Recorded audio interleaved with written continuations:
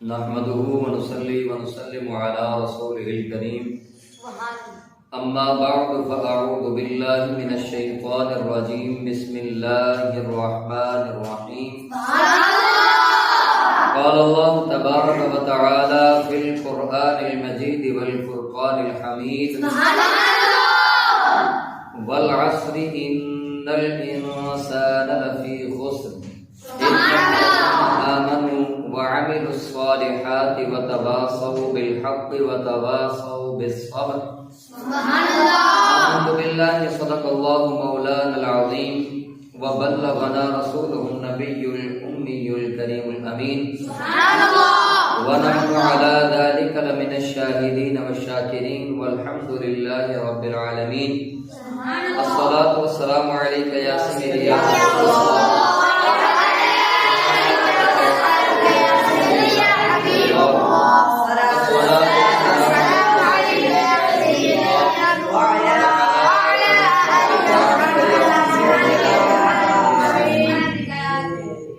يا رسول الله انظر حالنا يا حبيب الله اسمع قالنا إننا في بحر هم مغرق خذ بأيدينا سهل لنا إشقالنا. يا صاحب الجمال ويا سيد البشر من وجهك المنير لقد نبر القمر لا يمكن الثناء كما كان حقه بعد خدا بزرگ توئی قصہ مختصر. بعد حمد و ثنا انتہائی واجب الاحترام سامعین ذی احتشام، اللہ رب العزت کی لا ریب اور بے عیب کتاب میں سے ایک سورت مبارکہ تلاوت کرنے کا شرف حاصل کیا ہے، سبحان اللہ، جس میں اللہ رب العزت نے قسم کھائی ہے زمانے کی اور فرمایا والعصر، قسم ہے زمانے کی، ان الانسان لفی خسر،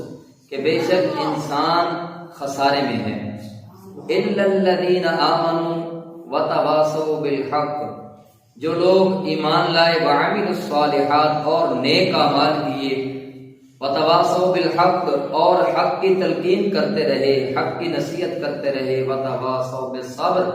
اور صبر کی تلقین کرتے رہے، تو یہی وہ لوگ ہیں جو کامیاب ہیں. ان کے علاوہ باقی جو انسانوں کا ذکر کیا گیا ہے تو وہ تمام انسان خسارے میں ہیں. تو معزز سامعین ذی احتشام، جس دور میں ہم زندگی گزار رہے ہیں اس میں ہر انسان چاہے وہ زندگی کے کسی بھی شعبے سے تعلق رکھتا ہے، زندگی کے کسی حصے سے تعلق رکھتا ہے، اس سے بہت سارے چیلنجز اور مسائل پیش ہوتے ہیں. اب امت مسلمہ خصوصی طور پہ ان مسائل کا شکار ہے کہ نوجوان طبقہ جو زیادہ چیلنجز کا سامنا کر رہا ہے، کہیں آئیڈینٹیفیکیشن کرائسس ہیں اور کہیں ایسے مسائل ہیں کہ جن کو بیان کرنا مشکل ہوتا ہے، اور ہمارا نوجوان طبقہ کثیر تعداد میں ان مسائل میں مبتلا ہیں، اور وہ یہی شکوہ کرتے ہیں کہ ہمارے پاس وقت نہیں ہے. ماضی سے تعلقی اور دوری بھی ہے، اور یہ امت مسلمہ کے لیے بہت بڑا چیلنج ہے. یعنی ایک طویل فہرست ہے چیلنجز کی. اگر مسائل کو گنا جائے تو ہمارے جتنے بھی مسائل ہیں، ایک نوجوان سے لے کر 1.5 بندے تک کسی کے مسائل میں کمی نہیں ہوگی. ہر انسان اپنے اپنے مسائل میں مبتلا ہے، اور وہ یہی شکوہ اور شکایت کرتا ہے کہ ہمارے پاس وقت نہیں ہے. اگر نوجوان کی بات کی جائے تو اسے والدین کی خدمت کرنے کے لیے وقت نہیں ہے. ایک آفس ورکر کی بات کی جائے تو اس کے لیے اپنے آفس کے علاوہ دوستوں کے لیے وقت نہیں ہے. اور اگر ایسے ہی نوجوان کو دیکھا جائے جو اپنے گھر میں وقت نہیں دیتا تو وہ یہی شکوہ کرتا ہے کہ ہمارے پاس وقت نہیں ہے. اب ہر کسی کو جہاں بھی آپ دیکھیں گے، جہاں بھی نظر دوڑائیں گے، ہر کسی کا شکوہ یہ ہوتا ہے کہ ہمارے پاس ٹائم نہیں ہے، ہم وقت نہیں دے سکتے، ہمارے پاس وقت بہت تھوڑا ہے. تو ہمارے جتنے بھی مسلمان ہیں، جتنے بھی ہمارے موٹیویشنل سپیکرز ہیں، ان کا یہ دعویٰ ہوتا ہے، وہ یہ کوشش کرتے ہیں کہ ہم وقت کی ترتیب بنائیں اور وقت کے حساب سے لوگوں کو بتائیں کہ ہم کس طرح اپنے ٹائم کو مینج کر سکتے ہیں. ہمیں وہ بتاتے کیا ہیں کہ ہم نے کس سے سیکھنا ہے وقت کو مینج کرنا، کون ہماری رہنمائی کرتا ہے. تو جو اسکالرز ہیں، جو وہ لوگ ہیں جن کا تعلق دنیا کے ساتھ ہے، وہ دنیا کے ساتھ اپنا تعلق بناتے ہیں، وہ ہمارے معاشرے میں جتنے بھی لوگ ہیں وہ یہی کہتے ہیں کہ فلاں مفکر کا قول ہے، فلاں انگریز نے کہا تھا، فلاں فلسفی ہے، اس کا یہ قول ہے، اس کا یہ نظریہ ہے کہ ہم نے وقت کو کس طرح گزارنا ہے۔ وقت کو گزارنے کے لیے مختلف لوگوں کی باتیں کرتے ہیں، وہ بھی انسان ہیں، جن کی وہ باتیں سناتے ہیں یا جن کا وہ ہمیں پیغام دیتے ہیں، جو نظریہ ہمیں بتاتے ہیں، وہ انسان ہیں، کوئی اور تو مخلوق نہیں ہے، لیکن ان کا دین اسلام کے ساتھ کوئی تعلق نہیں، وہ اسلام سے بہت دور ہے، اور دین اسلام سے دوری کی وجہ سے وہ اپنا فلسفہ بتاتے ہیں، ہمیں اپنا دین سکھانے کی کوشش کرتے ہیں۔ لیکن اگر ہم یہ کوشش کریں کہ ہم مسلمان ہیں اور اللہ رب العزت نے ہماری ہدایت کے لیے قرآن کو نازل فرمایا، ہماری ہدایت کے لیے اللہ رب العزت نے نبی کریم صلی اللہ تعالی علیہ وسلم کو اس دنیا میں بھیجا، اور حضور نبی رحمت علیہ السلام ہمیں اس دنیا میں بتانے آئے ہیں کہ ہم نے دنیا میں زندگی کس طرح گزارنی ہے، کہاں پر اپنا وقت زیادہ لگانا ہے، کہاں پر وقت تھوڑا کرنا ہے۔ تو یہ سب کچھ بتانے والی ذات کون ہے؟ سرکار دو عالم صلی اللہ تعالی علیہ وسلم کی ذات اقدس ہے، کہ اگر ہم نے ان کی زندگی کو پڑھا ہو، ہمیں معلوم ہو کہ ہمارے نبی رحمت علیہ السلام کس طرح ٹائم کو مینج کرتے تھے، کس طرح وہ اپنا وقت گزارتے تھے، تو ہمیں پتہ چل جائے گا کہ ہمیں بھی کس طرح اپنے وقت کو گزارنا ہے۔ تو آباد کا وقار وقت کی اہمیت قرآن کریم کی روشنی میں بیان کی جاتی ہے، اور سورۃ العصر میں اللہ رب العزت قسم کھاتا ہے اس وقت کی کہ جو وقت تیزی کے ساتھ گزرتا جا رہا ہے۔ ہمیں اس کی اہمیت کے لحاظ سے دیکھا جائے نا، وقت کی اہمیت کتنی ہے، تو ہم اس صورت میں دیکھتے ہیں کہ اللہ رب العزت ارشاد فرماتا ہے والعصر، اور قسم ہے زمانے کی۔ کس زمانے کی قسم کھا رہا ہے؟ کہ جو زمانہ تیزی سے گزرا جا رہا ہے، جس زمانے میں کوئی رکاوٹ نہیں ہے، کوئی کسی کا انتظار نہیں ہے، ہر قسم کا جو بندہ ہے وہ یہی شکوہ کرتا ہے کہ وقت نہیں ہے، وقت گزر جاتا ہے، وقت انتظار کسی کا نہیں کرتا۔ اور پھر اللہ تعالیٰ فرماتا ہے ان الانسان لفی خسر، اور انسان اس کی جو وقت کی رفتار ہے اس کے ساتھ نہ چلنے کی وجہ سے خسارے میں ہے۔ اگر وہ وقت کی رفتار کے ساتھ چلتا رہے، جس طرح کا وقت آتا ہے انسان بھی اپنے آپ کو اس وقت کے مطابق ڈھال لیتا ہے، پھر وہ خسارے میں نہیں ہوتا۔ لیکن اگر انسان وقت کے ساتھ نہیں چلتا اور وقت کو چھوڑ دیتا ہے، اپنی مرضی کے مطابق ٹائم کو مینج کرتا ہے، تو پھر وہ انسان کامیاب نہیں ہو سکتا اور وہ پیچھے رہ جانے والوں میں سے ہو جاتا ہے۔ لیکن اگلی آیت میں لفظ الا حرف آیا ہے الا، اس کے ساتھ اللہ رب العزت نے ایک ایکسپشنل گیٹ کھول دیا ہے کہ الا الذین آمنوا وعملوا الصالحات، مگر وہ لوگ جو ایمان لے کے آئے اللہ رب العزت پر اور نبی رحمت علیہ السلام پر، وہ یقین رکھتے ہیں، قیامت کے دن پر یقین رکھتے ہیں، ان لوگوں کے لیے کیا فرمایا؟ عامل الصالحات، اور نیک اعمال کرتے ہیں، وتواصوا بالحق وتواصوا بالصبر، اور وہ حق کی تلقین کرتے ہیں اور صبر کی تلقین کرتے ہیں۔ اگر تو یہ چار کام بتائے گئے ہیں اس آیت طیبہ میں، آمنو اللہ رب العزت پر ایمان لانا، وعملوا الصالحات اور نیک اعمال کرنا، کہ ہم دنیا میں آئے ہیں، ہم کس مقصد کے لیے آئے ہیں؟ اللہ رب العزت نے ہمیں دنیا میں جو بھیجا ہے تو ظاہر بات ہے کسی نہ کسی مقصد کے لیے بھیجا ہے۔ اللہ رب العزت جو بھی کام کرتا ہے وہ بغیر مقصد سے نہیں کرتا، بلکہ اللہ رب العزت جو بھی کام کرتا ہے وہ کسی نہ کسی مقصد کی وجہ سے کرتا ہے۔ اور اللہ رب العزت نے ہمیں دنیا میں بھیجا ہے، اس کا مقصد یہی ہے کہ ہم اس پر ایمان لے کے آئیں، ہم اس کی عبادت کریں، ہم نیک اعمال کرتے رہیں اور لوگوں کو حق کی تلقین کرتے رہیں اور صبر کی تلقین کرتے رہیں۔ اور پھر وہ لوگ جو اس پر ایمان رکھتے ہیں، اللہ رب العزت کے بتائے ہوئے طریقے کے مطابق اپنی زندگی کو گزارتے ہیں، تو اللہ تعالیٰ ان کے اوپر اپنے انعامات کرتا ہے، اور اللہ تعالیٰ ان کے اوپر اپنے نوازشات کرتا ہے، اپنے رحمتیں نازل کرتا ہے، کہ اگر ہم اس کے بتائے ہوئے طریقے کے مطابق زندگی گزاریں تو اللہ رب العزت نے پہلے فرمایا والعصر ان الانسان لفی خسر، کہ انسان خسارے میں ہے، الا الذین آمنوا وعملوا الصالحات، لیکن وہ لوگ جو اللہ پر ایمان لاتے ہیں اور نیک اعمال کرتے ہیں وہ خسارے میں نہیں ہیں۔ اسی طرح قرآن پاک کی ایک اور آیت طیبہ میں ارشاد فرمایا ان عدت الشہور عند اللہ 12 شہرا، کہ اللہ کے نزدیک مہینوں کی تعداد 12 ہیں، جو قرآن میں بیان کی گئی ہے۔ اب اللہ رب العزت نے یہ طے فرما دیا کہ جب اللہ نے زمین اور آسمان کو تخلیق فرمایا اور اس میں 12 مہینے، اور 12 مہینوں میں پھر 4 اشہر، 4 مہینے کیا ہیں؟ وہ کیا حرم، 4 حرم، کہ وہ 4 مہینے حرمت والے ہیں۔ ان مہینوں میں یہ احتیاط کرنی ہوتی ہے کہ کوئی حرام کام، جو بھی ہمارا جو دین کے علاوہ کام ہے ہم اس سے بچیں، اور اللہ رب العزت کی نافرمانی والا جو کام ہے ہم اس سے بچنے کی کوشش کریں۔ اور یہاں پہ اس آیت طیبہ میں بینہ کا جو کلمہ ہے غور طلب ہے، گویا اللہ رب العزت نے وقت کو ایک برتن کے ساتھ مشابہت دی ہے کہ ایک ظرف کی طرح ہے. اگر تو تم اپنی جانوں پر ظلم نہیں کرتے اور اپنے وقت کو مفید بناتے ہو، وقت کو مفید بناتے ہو، کارآمد ثابت کرتے ہو، پھر تو اللہ تعالیٰ تمہیں کامیابی عطا فرما دے گا. اور یہی وجہ ہے کہ اگر ہم وقت کو صحیح مینج نہیں کرتے اور پھر اللہ رب العزت نے پہلے سال بنائے، سال کے اندر پھر مہینے بنائے، مہینوں میں پھر ہفتے بنائے، ہفتوں میں پھر دن بنائے، اب دن میں اور رات بھی ہے، دن بھی ہے، ان کا ایک مکمل ایک سرکٹ چل رہا ہے کہ پہلے دن آتا ہے، پھر رات آتی ہے، سورج طلوع ہوتا ہے تو دن ہو جاتا ہے، جب سورج غروب ہوتا ہے تو رات ہو جاتی ہے. اب رات اور دن کے جتنے بھی معاملات ہیں، ان معاملات میں اللہ رب العزت نے وقت کی قدر و اہمیت کو بیان فرمایا ہے. اور جو وقت رات کا آخری پہر جس کو ہم سحری کا وقت کہتے ہیں، اس کی اہمیت اور منزلت کو نبی پاک علیہ الصلوۃ والسلام نے یہ بیان فرمایا حین یبقی ثلث اللیل الآخر، کہ جب رات کا آخری تہائی حصہ جو ہے وہ رہ جاتا ہے تو یقول، اللہ تعالیٰ فرماتا ہے من یدعونی فاستجیب لہ، کہ ہے کوئی جو مجھ سے دعا کرے میں اس کی دعا کو قبول کروں. من یسألنی فاعطیتہ، کہ جو ہے کوئی بندہ ایسا جو مجھ سے سوال کرے تو اس کے سوال کو پورا کروں. من یستغفرنی فاغفر لہ، کہ ہے کوئی وہ جو مجھ سے مغفرت طلب کرے میں اس کی مغفرت فرما دوں. تو ہر رات جب رات کا آخری حصہ آتا ہے، جب رات کا آخری حصہ آتا ہے، جب آخری حصے کی رات باقی رہ جاتی ہے تو اللہ تعالیٰ اپنی شان کے مطابق آسمان دنیا پر نزول کرتا ہے، اور آسمان دنیا پر اللہ تعالیٰ اپنی شان کے مطابق نازل ہو کر یہ ارشاد فرماتا ہے کہ ہے کوئی مجھ سے دعا کرنے والا کہ میں اس کی دعا کو قبول کروں، ہے کوئی جو مجھ سے اپنی بخشش مانگے میں اس کو بخش دوں، میں اس کی بخشش کر دوں، ہے کوئی جو مجھ سے سوال کرنے والا ہے اور اس کے سوال کو پورا کر دوں. تو اللہ رب العزت نے اس رات کے جو آخری پہر ہے، آخری وقت ہے، سحری کا وقت ہے، اس کی اہمیت کو یوں بیان فرمایا یہ اتنی برکت اور رحمت والا وقت ہے کہ اگر ہم اس وقت میں جا کر اللہ سے دعا کرتے ہیں، کسی بھی چیز کا سوال کرتے ہیں، کسی بھی چیز کے بارے میں اللہ تعالیٰ سے دعا کرتے ہیں تو اللہ تعالیٰ وہ چیز ہمیں عطا کرتا ہے. اللہ تعالیٰ ہمارے گناہوں کو معاف کرتا ہے. اگر ہم بخشش طلب کرتے ہیں تو اللہ تعالیٰ ہماری بخشش فرما دیتا ہے اور اللہ تعالیٰ ہمیں معاف کر دیتا ہے. اور اسی طرح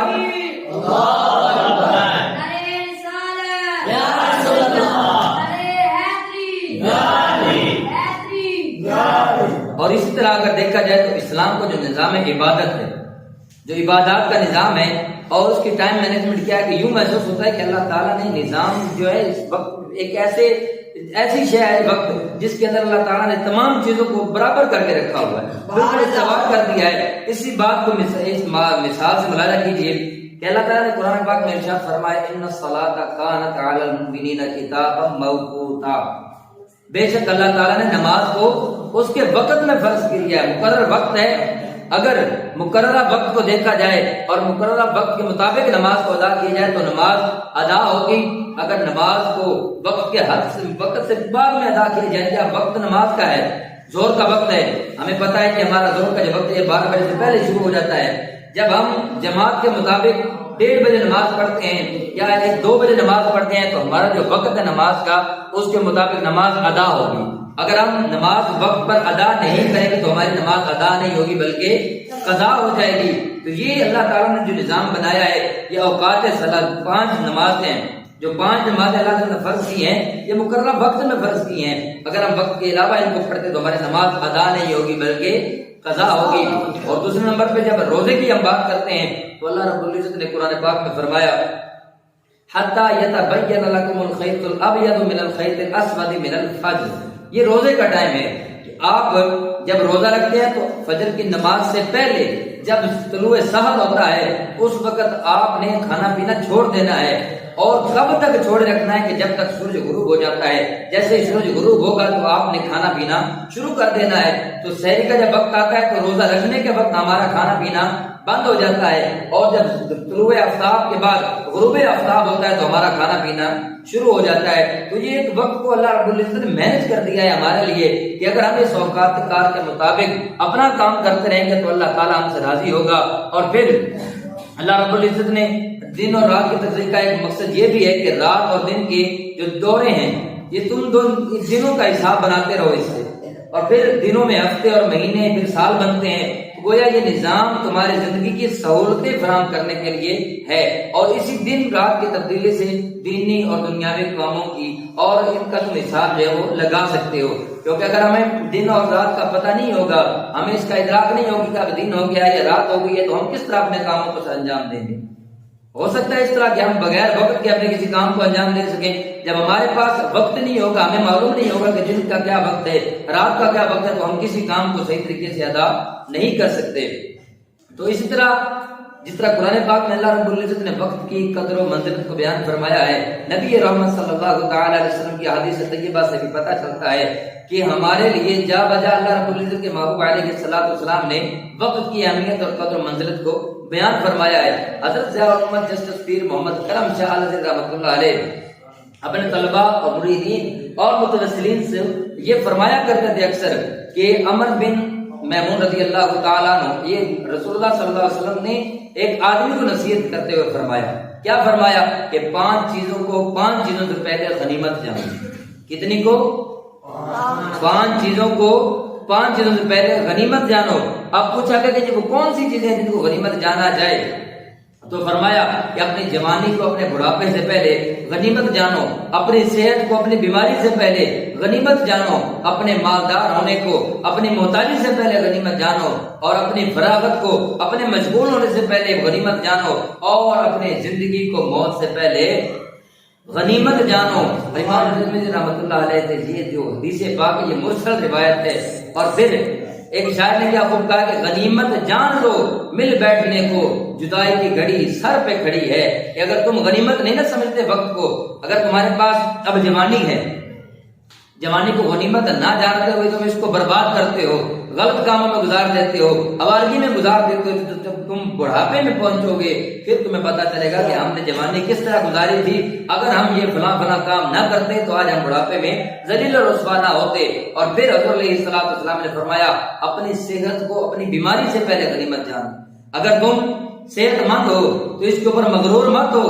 اور یہ مت سمجھو کہ ہم بڑے صحت مند ہیں تو ہمارے اوپر بیماری نہیں آنی۔ تو اللہ رب العزت کی جو عطا کردہ چیزیں ہیں کو غنیمت جانو گے تبھی پتہ چلے گا کہ تم نے اگر صحت کو غنیمت جانا تو جب بیماری آئے گی تمہیں پتہ چلے گا اللہ تعالیٰ تمہاری نصرت فرمائے گا، مدد فرمائے گا کہ اس میرے بندے نے پہلے بیماری سے پہلے صحت کو غنیمت جانا ہے، اب اگر یہ بیمار ہو چکا ہے تو اس کو صحت بھی اللہ نے ہی عطا کرنی ہے۔ اور پھر فرمایا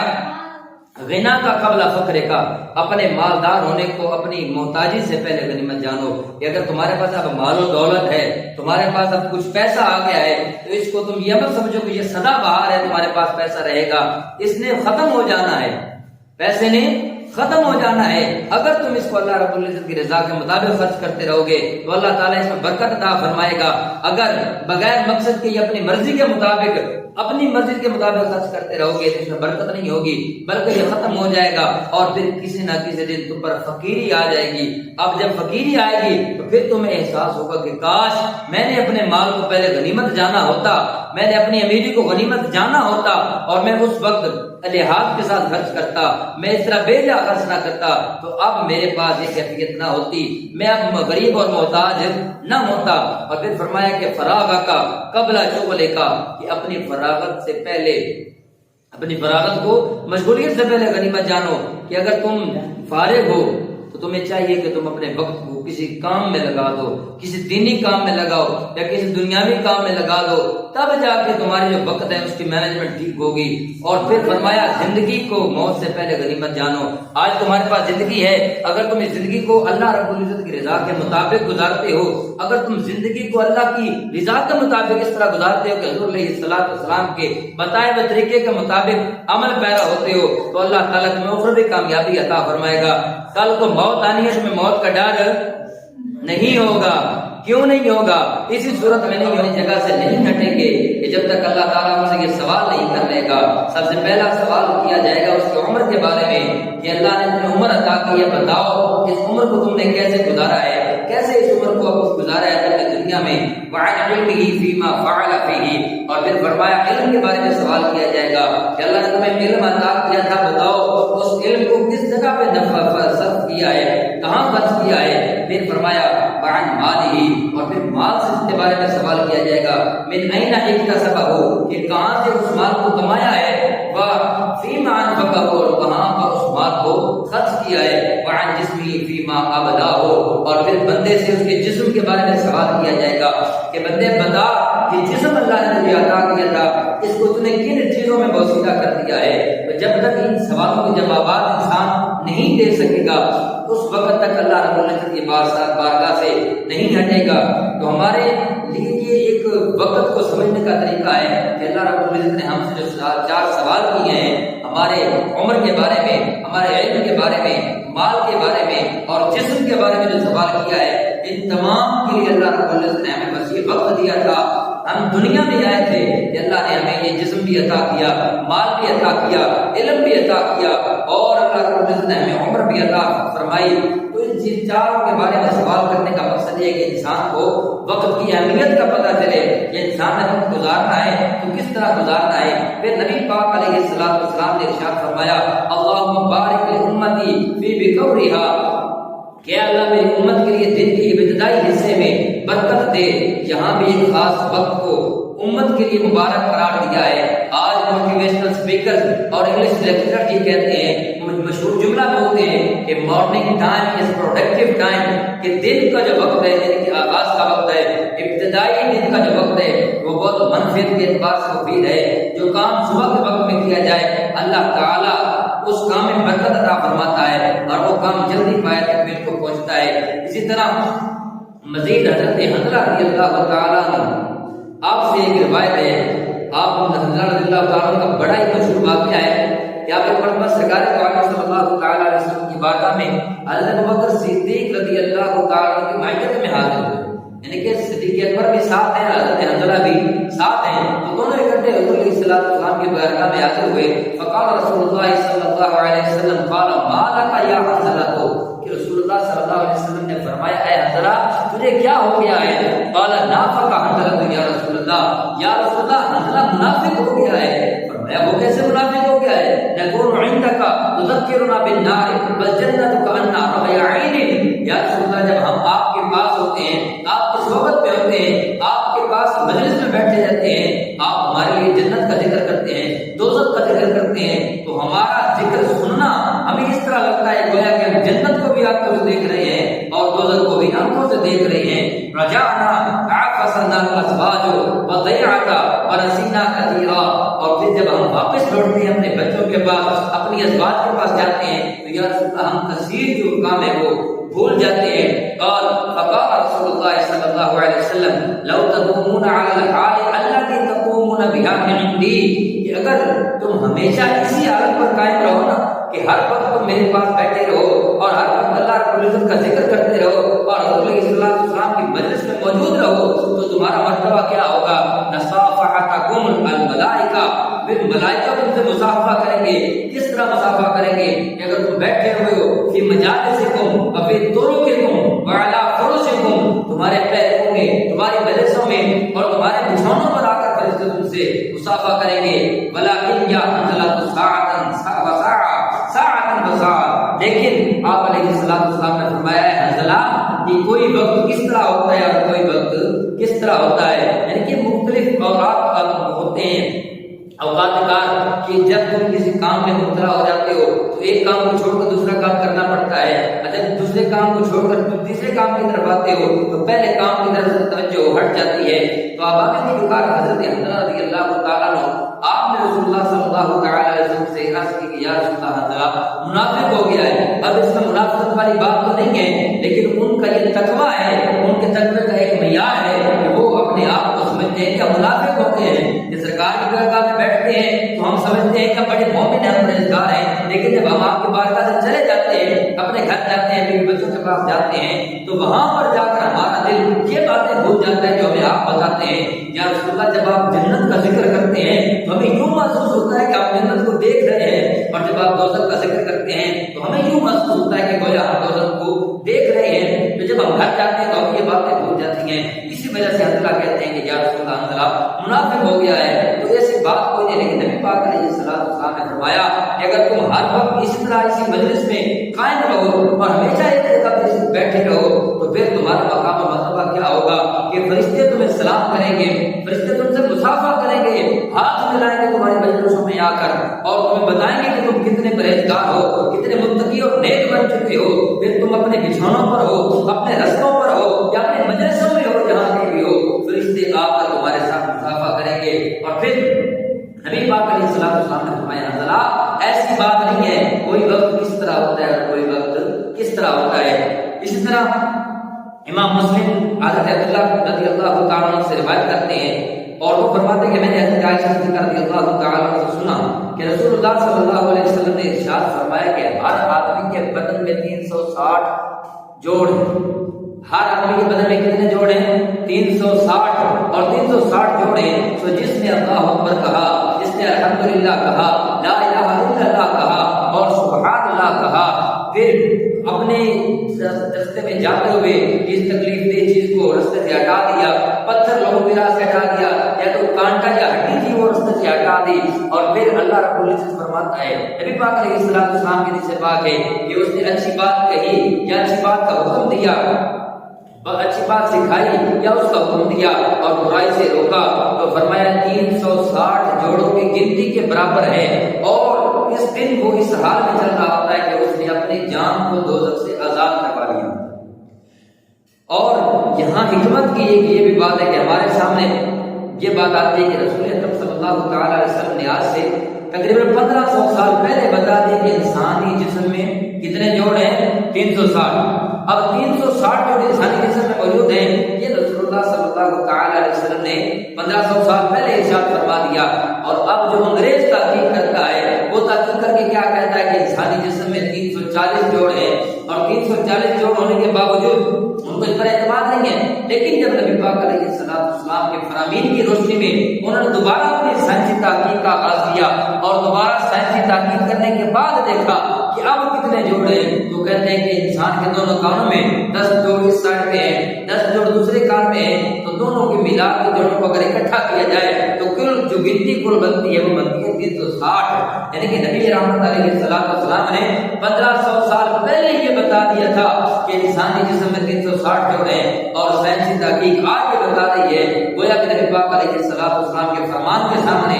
آج کی یہ سائنسدان اپنے آپ کو ڈھیر کرتے ہیں اور وہاں پر آ کر اپنے شرط تسلیم کو خم کر لیتے ہیں کہ جو بات میرے پیارے محبوب علیہ السلام نے ارشاد فرما دی وہی سچ ہے اور اسی کے اوپر عمل ہوگا، اور نبی پاک علیہ السلام کے فرمائی ہوئی بات کبھی جھوٹ نہیں ہو سکتی۔ وقت ضائع کرنے سے اہل بیت اطہار اور حضور نبی رحمت علیہ السلام ہمیشہ منع فرمایا کرتے تھے۔ حضرت سیدنا عمر رضی اللہ تعالیٰ عنہ آپ جب نماز پڑھاتے تو نماز پڑھانے کے بعد کوڑا پکڑتے اور مسجد کے باہر چکر لگاتے، اور پھر چکر لگاتے ہوئے جب دیکھتے کہ کوئی بندہ فضول بیٹھا تو نہیں ہوگا، مسجد کے اندر چکر لگایا جاتا، گشت کیا جاتا، کوڑا ہاتھ میں ہوتا، اگر کوئی نوجوان بیٹھے گفتگو کر رہے ہوتے، اپنی باتیں کر رہے ہوتے، تو حضرت عمر رضی اللہ تعالیٰ عنہ فرماتے کہ عمر کو یہ بات پسند نہیں کہ تم میں سے کوئی بھی بندہ فارغ بیٹھے، بالکل فارغ بیٹھے، یا تو اپنے آپ کو دنیاوی کاموں میں مشغول کر لو، نہیں تو پھر اپنے آپ کو دینی کاموں میں مشغول کر لو، کیونکہ فارغ بندہ جب بیٹھتا ہے جب اس کے پاس شیطان ہوتا ہے اور پھر وہ شیطان کی مجلس میں بیٹھتا ہے، شیطان کی مجلس میں ہوتا ہے۔ اسی وجہ سے حضرت عمر رضی اللہ تعالیٰ فرماتے ہیں، مسجد میں آپ چکر لگا کر فرماتے ہیں کہ اگر کوئی بندہ فارغ بیٹھا ہے تو اس کو فارغ نہیں بیٹھنا چاہیے، بلکہ اس کو یا نیکی کے کام میں مشغول ہو جانا چاہیے تاکہ وہ اپنے دینی کام میں لگ جائے اور دین کو بڑھائے، اپنے نیکیوں میں اضافہ کرے۔ اگر یہ نہیں کرتا پھر اس کو چاہیے کہ اپنے دنیاوی کسی کام میں مشغول ہو جائے، فارغ ہو بالکل نہ رہے۔ اس طرح حضرت حسن بصری رضی اللہ تعالیٰ بیان کرتے ہیں، فرماتے ہیں کہ ہر روز جب سورج طلوع ہوتا ہے تو یہ اعلان کرتا ہے کہ اے ابن آدم، آج میں دوبارہ تیرے لیے طلوع ہوا ہوں، میں تیرے ہر عمل پر گواہ ہوں واپس، تو آج مجھ سے جو میں دیکھا ہے نا عمل، سورج کیا کہتا ہے کہ میں تیرے ہر عمل پر گواہ ہوں، تو آج مجھ سے فائدہ اٹھاتے ہوئے اگر بھلائی کر سکتا ہے تو کر لے، آج کے بعد پھر قیامت تک دن دوبارہ پھر میں نہیں نکلوں گا۔ کہ جب ایک دن گزر جاتا ہے، وقت جب گزر جاتا ہے تو پھر دوبارہ وہ وقت لوٹ کر نہیں آتا، پھر وقت اگلا ہی آتا ہے، پچھلا وقت واپس نہیں آ سکتا۔ تو سورج کے طلوع ہونے کا مقصد یہ ہے کہ جب سورج طلوع ہوتا ہے، امام حسن بصری رحمۃ اللہ علیہ آپ فرماتے ہیں کہ سورج طلوع ہو کر یہ اعلان کرتا ہے کہ میں آج طلوع ہو گیا ہوں، اے میرے آقا اگر تمہیں کوئی نیک کام کرنا ہے تو وہ کر لے، اگر تو چاہتا ہے کہ تیری نیکیوں میں اضافہ ہو تو اپنے نیکیوں میں اضافہ کر، اگر تو چاہتا ہے کہ تیرے لیے اعمال کا جو ہے وہ زیادہ سے زیادہ ذخیرہ ہو تو تجھے چاہیے کہ تو نیک اعمال کرے اور اللہ رب العزت کی رضا میں تو راضی رہے۔ اسی طرح اللہ رب العزت کے پیارے محبوب علیہ الصلوۃ والسلام کی ایک اور حدیث پاک ہے، آپ فرماتے ہیں نعمتان مغبون فیما کثیر من الناس الصحۃ والفراغ، کہ دو نعمتیں جن میں اکثر لوگ خسارے اور گھاٹے میں رہیں گے وہ صحت اور فراغت ہے۔ ان لوگ وقت اور صحت کے بارے میں غفلت کا شکار رہتے ہیں اور اسے کوئی نعمت نہیں سمجھتے۔ ایک دن ایک شیخ صاحب تشریف فرما کے اپنے مریدوں کے پاس، ان کا نام شیخ فرید الدین عطار ہے، شیخ فرید الدین عطار۔ آپ اپنے مریدوں سے فرماتے ہیں کہ جب تمہارا کوئی درہم گر جاتا ہے، جب تمہارے کوئی دینار گر جاتا ہے، جب تمہارے کوئی پیسے گر جاتے ہیں تو تم پڑھتے ہو انا للہ و انا الیہ راجعون کہ ہم سے بڑا نقصان ہو گیا ہے۔ جب تمہارا پیسہ گر جائے، درہم و دینار گر جائے، تم کیا پڑھتے ہو انا للہ و انا الیہ راجعون، لیکن تم یہ نہیں دیکھتے جب تمہارا وقت ضائع ہوتا ہے، تم اپنے اس قیمتی وقت کو ضائع کر دیتے ہو، خسارے میں ہو جاتے ہو، تو پھر تم انا للہ کیوں نہیں پڑھتے؟ تو یہ ان بزرگوں نے بڑی فضیلت والی اور بڑی اہمیت والی بات فرمائی ہے کہ اگر تم درہم و دینار گرنے پر افسوس کا اظہار کرتے ہو تو تمہیں چاہیے کہ اس سے بڑھ کر افسوس کا اظہار کرو تو تم اپنا وقت ہے اس کو ضائع کرتے ہو، اس کو ضائع کر دیتے ہو، وقت کو اس کو اہمیت نہیں دیتے۔ تو اگر تم وقت کو اہمیت دو گے تو پھر وہ وقت تمہارے لیے باعث برکت ہوگا، وہ تمہارے لیے باعث رحمت ہوگا۔ اور جتنے بھی صوفیاء کرام گزرے ہیں انہوں نے وقت کو بڑی اہمیت دی ہے، اور صوفیاء کرام کے نزدیک سانس کی بڑی اہمیت ہے، اس لیے وہ ہر سانس میں اللہ کا ذکر کرنے کو ترجیح دیتے ہیں، کیونکہ سانس ایک دفعہ جو لے لی جائے پھر وہ سانس واپس نہیں آئے گا۔ اسی وجہ سے صوفیاء کرام فرماتے ہیں کہ جو دم غافل سو دم کافر، کہ جو دم غفلت میں گزر گیا وہ کفر میں گزر گیا۔ اور صوفیاء کرام کے سانس کے آنے جانے کو چرخے کے ساتھ تشبیہ دیتے ہیں کہ چرخے دے ہر گیڑے مایا میں تینوں یاد کرا، کہ چرخے میں جس طرح چرخا سوٹ کاٹا جاتا ہے اس طرح یہ سانس کی ایک ڈوری چل رہی ہے، جب یہ سانس چل رہی ہے تو انسان زندہ ہوتا ہے، جب یہ سانس رک جائے گی تو انسان ختم ہو جائے گا اور دنیا سے کوچ کر جائے گا۔ تو ہمیں کیا کرنا چاہیے کہ ہم رسول اللہ صلی اللہ تعالی علیہ وسلم کی حدیث پاک کے مطابق قرآن و حدیث کی روشنی میں اپنی زندگی میں وقت کو اس طرح مینج کریں، جو ٹائم مینجمنٹ ہے اس کے حساب سے ہم اپنے کو گزاریں اور خود کو بالکل فراغت میں نہ ڈالیں۔ جو شخص ایک دن اور ایک رات اللہ اور رسول صلی اللہ علیہ وسلم کی بارگاہ میں چاق و چوبند رہتا ہے، یعنی ایکٹیو اور متحرک رہتا ہے، سست نہیں ہوتا، جس کے حالات کماتا ہے، دین کی نوکری کرتا ہے، ہر کام وقت پر ادا کرتا ہے، حقوق اللہ کا خیال کرتا ہے اور حقوق العباد کا بھی خیال کرتا ہے، تو ایسے ہے جیسے ایک مہینہ روزہ رکھا اور قیام کیا، اور پھر اگر اسی حال میں اس کا وصال ہو جاتا ہے تو اللہ تعالیٰ قیامت تک اس کے نامہ اعمال میں اسی نماز اور روزے کا، اسی دین کے کام کا ثواب لکھتا رہے گا، یعنی ان کے لیے ایسا اجر جو کبھی ختم نہیں ہوگا۔ فرمایا لہم اجر غیر ممنون، یہ ایسا اجر ہے جو کبھی ختم نہیں ہوگا۔ جو لوگ فلسطین میں آج تحفظ اور دفاع میں شہید ہو رہے ہیں تو ان کا اپنے ارض مقدس کے دفاع میں شہید ہونے کا اجر مسلسل لکھا جاتا رہا ہے اور قیامت تک لکھا جاتا رہے گا۔ اللہ تعالیٰ ان کی نیکیوں میں اضافہ کرتا رہے گا۔ ذات محترم، مذکورہ بالا تمام روایات میں نے ٹائم مینجمنٹ اور وقت کی قدر و قیمت کا طریقہ بتاتی ہیں، اور ہم اپنے وقت کو مفید بنائیں، مطالعے کے ساتھ، فکر و ذکر کے ساتھ، اور اپنے آپ کو اپنے معاشرے کے لیے وقت کو مفید بنائیں، اپنے لیے، اپنے گھر والوں کے لیے، اپنے اہل خانہ کے لیے اپنے وقت کو مفید بنائیں، تاکہ ہم اس وقت کے مطابق اس طرح کام کریں کہ ہمارا کوئی بھی کام خسارے میں نہ ہو۔ جس طرح کہ اللہ رب العزت نے ارشاد فرمایا ہے ان الانسان لفی خسر، کہ بے شک انسان وقت کے گزرنے کی وجہ سے، وقت کے تیزی کے ساتھ بڑھ جانے کی وجہ سے انسان خسارے میں ہے۔ لیکن وہ لوگ جو اللہ پر ایمان لاتے ہیں، جو نبی رحمت علیہ السلام پر ایمان لاتے ہیں، اعمال صالحہ کرتے ہیں، حق کی تلقین اور صبر کی تلقین کرتے ہیں، وہ خسارے میں نہیں ہوتے۔ ہم دعا کرتے ہیں کہ اللہ رب العزت ہمیں اسی طرح کار خیر کرتے رہنے اور اپنے وقت کو مفید بنانے کی توفیق عطا فرمائے۔ آمین بجاہ النبی۔